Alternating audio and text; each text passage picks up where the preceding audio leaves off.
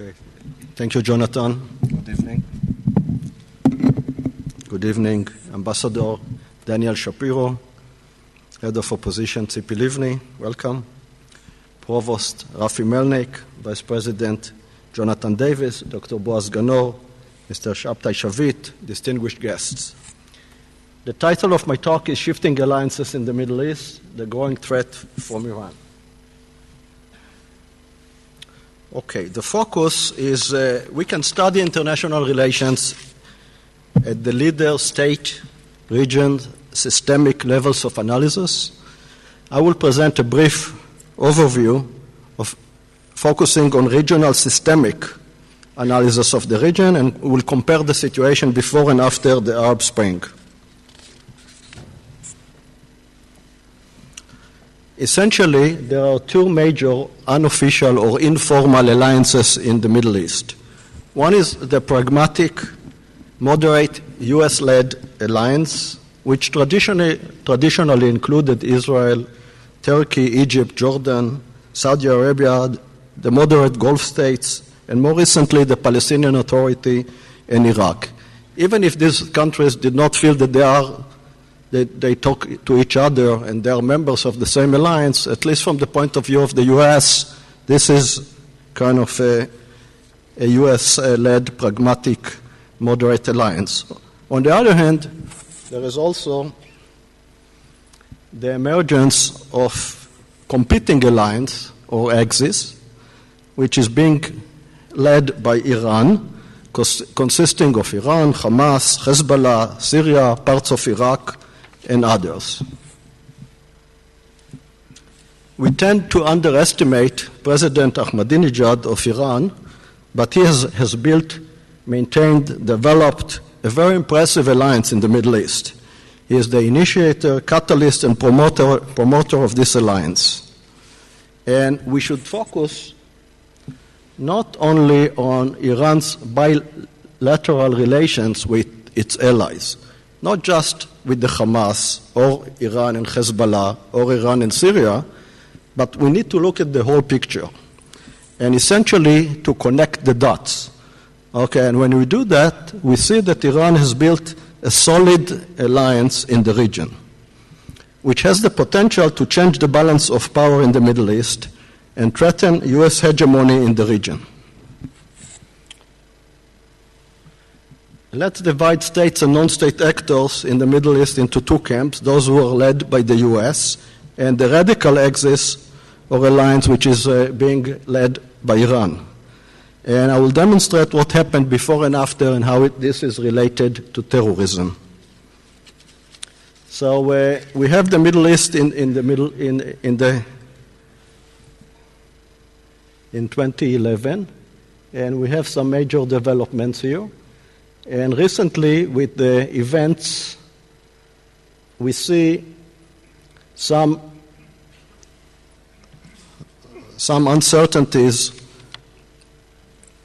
which are rather pronounced. What I'd like to show is that there is essentially an irony of democracy, I call it, in the Middle East. The common denominator of the new regimes, parties and candidates in the Arab countries is their hostility to Israel. Okay? Whoever can show that she or he hates Israel more, the more popular she or he becomes, especially when there is no progress on the peace process. So the irony of the Arab Spring thus far in the Middle East is that recent events in Egypt and Turkey have thus far actually shaken the US-led coalition rather than strengthened it.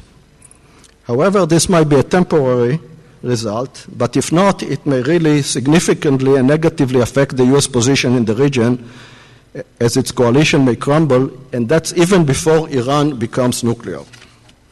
Now, main reasons for this shift, or strategic shift, are the weaknesses of the perception of weakness of the U.S. in the region as a consequence of an unsuccessful war in Iraq, the phased withdrawal from Iraq, the lack of crushing victory in Afghanistan, the economic crisis, and the present consequences such as the S&P downgrading of the U.S. and the irony of the Arab Spring.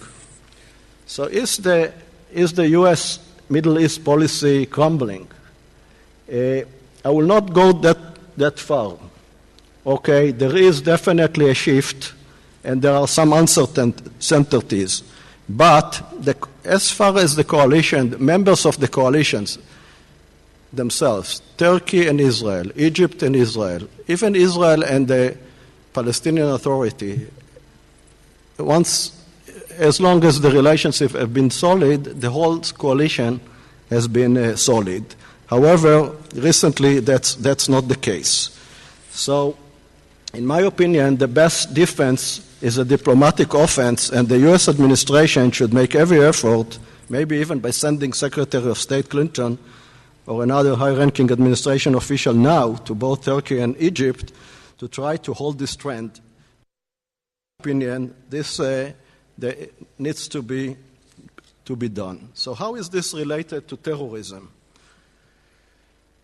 We know all about state terrorism. That's a classic topic that is being studied here in the program, in the MA program, in Counter-Terrorism and other programs around the world. We know state-sponsored terrorism by Iraq, Libya, Iran, and others. But when the state which sponsors terrorism acquired or is about to acquire nuclear capability, it is a new ballgame. And when the state which acquires nuclear capability has leaders who are religious fanatic, this can be a nightmare. Not only that it can lead to nuclear arms race in the Middle East, but also to proliferation and transfer of nuclear material to terrorist groups. So recent events, the reason I have focused on this and Iran is that recent events in the Middle East, such as our obsession with the Palestinian quest for statehood, the Arab Spring, the crisis with Turkey, the crisis with Egypt, and even domestic events and developments in Israel have shifted or diverted attention and focus from the march of Iran towards acquiring nuclear capability. A year ago, this was a hot topic. Everybody talked about it. But recently, or in the last few months, I hear very little about it. But Iran continues with its ambitious program. So this is my presentation, but as a dean of the school, I would also like to announce and congratulate Dr. Boaz Ganor, Deputy Dean and Head of the ICT, for being awarded the Lauder Chair in Counter-Terrorism. Congratulations, Boaz.